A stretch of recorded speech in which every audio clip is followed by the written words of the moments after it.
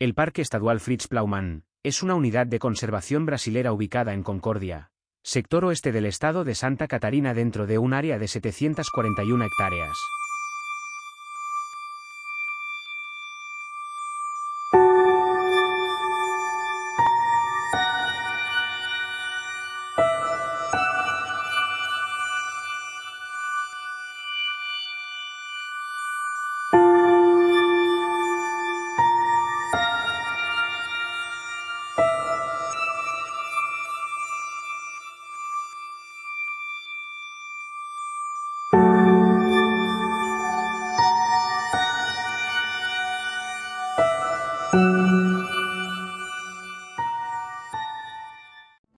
Fue creado por Decreto Estadual número 797 de 24 de septiembre de 2003, como medida de compensación ambiental por los impactos ambientales generados por el aprovechamiento hidroeléctrico de la planta Itá, localizada entre los municipios de Itá y Aratiba en la cuenca hidrográfica del río Uruguay.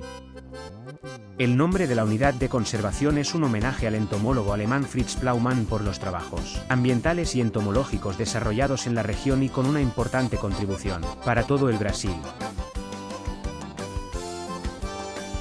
El bosque estacional caducifolio es una de las formaciones boscosas más amenazadas de la bioma de la Mata Atlântica y la más amenazada del estado de Santa Catarina. Ela está em 1 para 5.000, e aí toda essa linha amarela que vocês estão vendo a gente chama de zona de amortecimento. Que seria o quê? Seriam as comunidades, como vocês viram lá no vídeo, que ficam no entorno da área do parque. Por que a importância dessa zona de amortecimento? Porque tudo que o produtor, geralmente são comunidades rurais, né? Então vão ter lavoura, vão ter pastagem, vão ter produção de suínos, aves, que são a principal, digamos assim, economia aqui da nossa região. Então, tudo que esses agricultores, esses moradores fizerem dentro dessa área, a maneira como eles lidam com o meio ambiente vai afetar negativamente ou positivamente na conservação do parque. O parque ele foi criado no ano de 2013, foi aberto para visitação em 2007 e ele existe como uma compensação ambiental pela criação da usina hidrelétrica de Itá. Então todo empreendimento que é feito, que gere um impacto, um dano ambiental muito grande, ele precisa ser compensado de alguma maneira.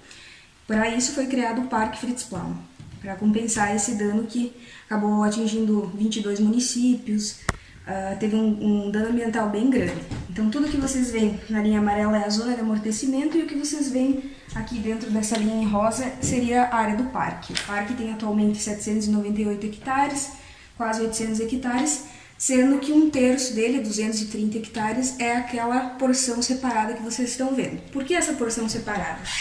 Inicialmente, essa maquete aqui representava a calha do rio Uruguai antes do alagamento. Então, onde vocês estão vendo em marrom aqui, ela parece uma estrada, mas faz a representação da antiga calha do rio Uruguai. Era desse modo. Depois do alagamento, então, acabou tomando toda essa área aqui, formando essa porção de ilha que vocês estão vendo ali separada. Né? Aqui nesse quadro aqui dá para ver bem. Aqui em azul claro é a calha antiga do Uruguai e em azul escuro como que ficou depois do alagamento. Então acabou formando esses braços d'água aqui que vocês estão vendo, onde o relevo era mais baixo, e formando essa porção de ilha aqui.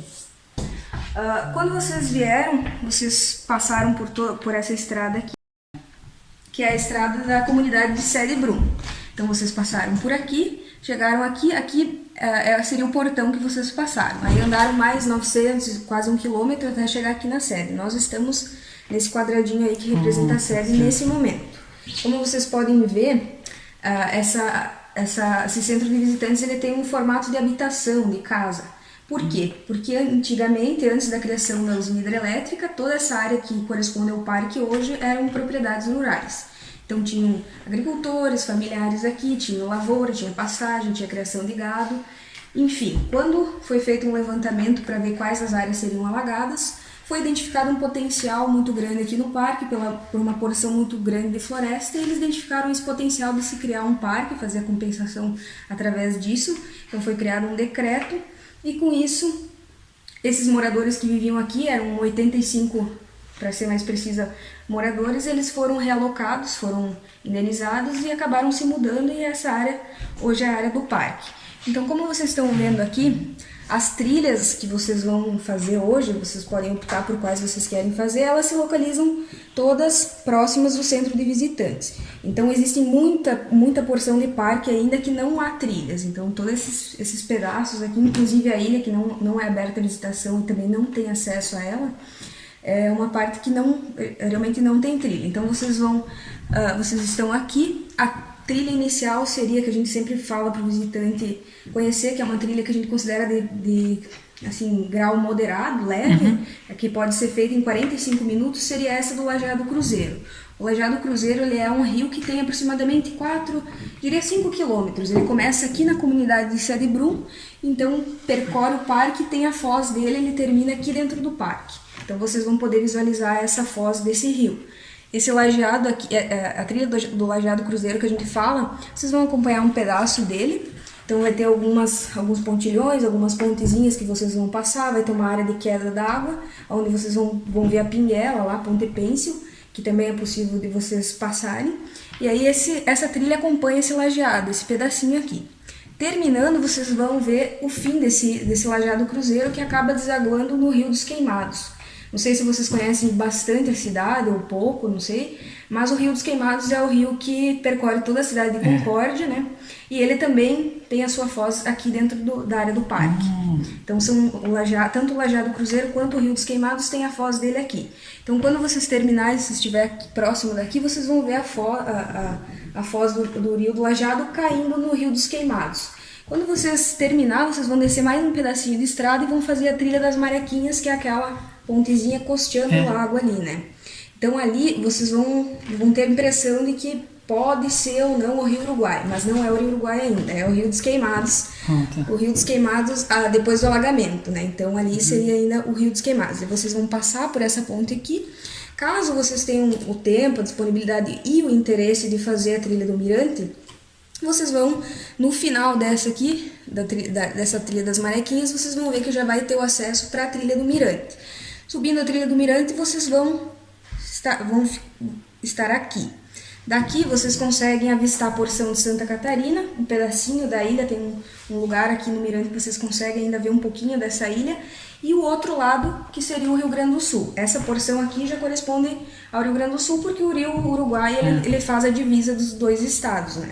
Então, esse lado do Rio Grande do Sul que vocês vão estar vendo seria Mariano Moro. Então, vocês vão vir até aqui. Depois, a paisagem é extremamente maravilhosa. Eu recomendo, como vocês têm bastante tempo, fazer essa trilha, porque é lindo também. E aí, na descida, vocês podem vir e vocês sempre vão retornar por essa estrada aqui.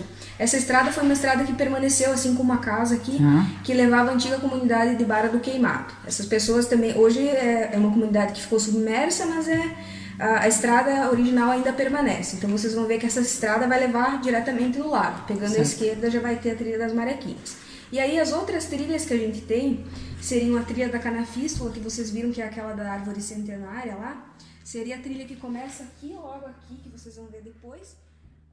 E ela começa aqui, faz todo esse trajeto e termina no meio da estrada. Essa trilha a gente sempre recomenda ao visitante fazer ela guiada. Por quê? Porque as outras porções de parque aqui antes eram propriedades. E a única porção realmente desse território que hoje é parque, que tinha floresta, era essa trilha da Canafístula. Então é nessa trilha da Canafístula que vocês vão conseguir ver árvores de porte maior, uma floresta mata originária, né? Isso. Umas árvores mais, mata mais fechada. É geralmente nessa trilha aqui que a gente consegue fazer fotos da fauna, dos animais. Então, dentro da nossa fauna que a gente tem, como vocês viram lá, o tamanduá, tem a paca, como é que é agora que eu sempre esqueço? Parecido com a paca. Cutia. Cutia. Vocês vão ver macaco prego. Não sei se vão ver, na verdade, a maioria da fauna está aqui, né? Mas como eles se assustam bastante com os visitantes, o mais fácil de se conseguir ver seria o macaco prego, que é um pouco mais curioso. Hoje até tinha um caminhando aqui pelos centros de visitantes. Então essa trilha aqui, ela é bem interessante, a gente sempre recomenda fazer ela guiada por ser uma mata mais fechada, pode ter alguma cobra, algum bicho, mas caso vocês queiram fazer ela também é possível de ser feita. Aí, tirando isso, quando vocês vieram, no lado direito de quem vem, vocês avistaram 2 placas ali, né? Sim. Ali também a última trilha que foi aberta seria a trilha da restauração ecológica. Ali naquela trilha, depois no retorno, caso vocês queiram fazer, vocês podem iniciar por ela e ela termina perto, próxima do portão, né? Então aquela ali também é possível de ser feita sem nenhum problema. Então a princípio seria isso. Aqui a gente sempre fala do que o parque protege, né? O parque protege uma porção de floresta que a gente chama de floresta do Alto Uruguai, ou floresta estacional decidual, que vem de estacional de estação e decidual de perda de folhas. Então vocês veem que as árvores mais altas, que formam o dócil dessa floresta, acabam no inverno perdendo essas folhas, entrando no que eu diria que seria um estado de dormência ali, e acaba gerando mais incidência solar para essas árvores de menor porte, né? Então, a floresta do Alto Uruguai ela é uma floresta extremamente ameaçada no estado de Santa Catarina. Esse parque ele é o único parque de Santa Catarina que protege essa formação florestal. Hoje ela equivale a 3%, o remanescente é 3% do que se tinha originalmente, então ela é extremamente ameaçada. E ela tem a característica de ter essas espécies, e o fato dela ser ameaçada também é porque o histórico de ocupação dessa floresta ela é bem intensa na questão da venda da madeira. Então o Rio Uruguai sempre foi um meio de transporte muito eficaz para transportar madeira, né? Então a gente tem aqui no estado de Santa Catarina, em específico, foi um dos estados que foi ocupado, o oeste catarinense especificamente, foi ocupado mais tardiamente, né? Então, geralmente já por descendentes de italianos e alemãos que já viviam no estado do Rio Grande do Sul. Esses descendentes vieram para cá e quando chegaram aqui avistaram essa porção de floresta muito grande com árvores de grande potencial, tanto para casa, para embarcações, enfim, o que a gente chama de madeira nobre, né? Alta qualidade de madeira. E aí acabou fazendo com que hoje a gente tenha muitas dessas espécies de extinção. Seria a canafístula, seria a grápio, cedro, angico, árvores que tinham um potencial muito grande de valor econômico, né? E aí nós temos, a gente sempre cita o caso em específico dessa aqui, da bromélia, que as pessoas chamam, mas o nome científico dela seria Dickia disticha. Ela é uma espécie que a gente chama de endêmica, uma espécie que só nasce nessa região que seria nas calhas do Rio Uruguai. Foi uma espécie extremamente ameaçada, entrou quase em extinção. O que se tem dela hoje geralmente é uma preservação em outros lugares que não na própria calha, porque se perdeu com todo esse alagamento que teve, e a gente tem ela ali, não sei se vocês repararam, depois na volta podem reparar, é aquela que tem ali. E aí, aqui a gente fala, como eu estava falando para vocês, dos ciclos econômicos de Santa Catarina. Então, esses imigrantes, inicialmente existiam os choclenses e os caigangues, que eram os indígenas que habitavam aqui, e aí, com o passar do tempo, quando foi começado a explorar o oeste catarinense, esses descendentes já de imigrantes, eles já vieram para o estado de Santa Catarina, viram esse potencial, precisavam também abrir esses espaços de floresta para construir suas casas, produzir, né, criar seus animais, enfim. E aí toda essa madeira foi levada para a Argentina, para o Uruguai, através do rio. E aí talvez o primeiro ciclo econômico de Santa Catarina foi o que a gente chama dos balseiros. Então toda a madeira que era retirada, que era aberta ali para construir as vilas e as cidades, essas madeiras eram levadas como balsas, né, uma pregada na outra, e eram os homens iam em cima delas, e a gente caracteriza como sendo o primeiro ciclo econômico. Esse histórico de ocupação do Alto Uruguai é bem importante porque hoje determina como é a nossa formação florestal, como é o nosso relevo, a nossa geografia.